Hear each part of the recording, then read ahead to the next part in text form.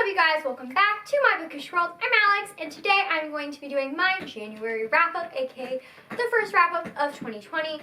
So during January, I read 5 books, although for whatever reason, Goodreads counted one of the books as twice, even though I don't know why. So Goodreads says I've read 6 of 40 books. I have read 5 of 40 books, and yeah, I don't know why it says that, so that's fun. It also says I'm 3 books ahead of schedule, which I should only be 2 books ahead of schedule. But yeah, I was hoping to have 2 other books to add to this, because I'm currently reading 2 books that I started in January, but turns out I'm not going to finish them until at least tomorrow, so they will be included in my February wrap-up. And sorry, I have Dog here, because Dog does not know that I am filming. Also, taking advantage of that natural light because it's like 60-something degrees out right now. It's perfect weather, even though it's gonna snow in like 2 days. Love Missouri. Anyway, let's just get started because I have some thoughts. So the first book that I read was Deathly Hallows, or Harry Potter and the Deathly Hallows by J.K. Rowling. I gave this 5 stars. I'm not going to go into too much detail because this is the last book of the series. It's the 7th book in the series. But I loved this. I mean, so many emotions. There are so many things I forgot in this book. I'm also not going into detail about what Harry Potter's about because I feel like everybody knows that. Like, it's pretty common knowledge, so I'm just not going to go into it. But yeah, I gave this book 5 out of 5 stars. I loved it. I'm so happy that I finally reread this series. I've been meaning to do it for years, and I can't wait for the year that I do it again. The next book I read was Clockwork Angel by Cassandra Clare. This is the first book in the Infernal Devices trilogy. This series, trilogy, thingy-majigger, yeah, series, trilogy. Hi, baby. Can we not? My dogs have been really weird about licking my pants and my socks, and it's very annoying. But also, I just got home, so this is why. Dad, do not stop from my... Go. Go. This is the issue with filming the video on the floor. I'm right on their level. But anyway, this follows a girl named Tessa, who is a warlock, and she goes to London to find her brother, but ends up mixed up with this shadow world. The shadow hunters, the demons, the warlocks, all the stuff. And she takes refuge in the London Institute there, where she meets Will and Jem and Jessamine and Henry and Charlotte, and discovers who she is from there. And I absolutely adore this book.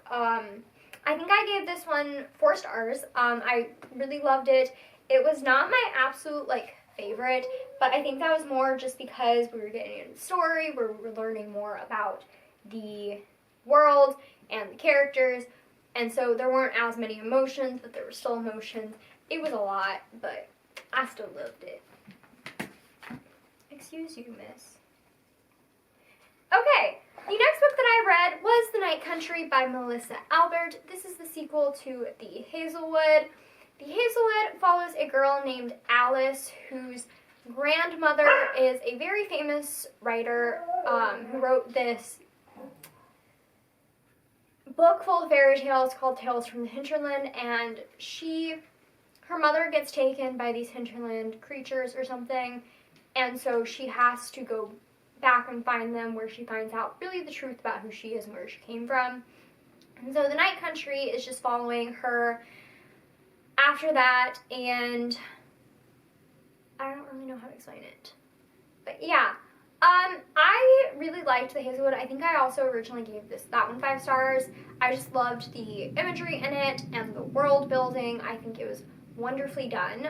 And the same thing for The Night Country, although I didn't really feel like this book needed, The Hazelwood needed a sequel, really.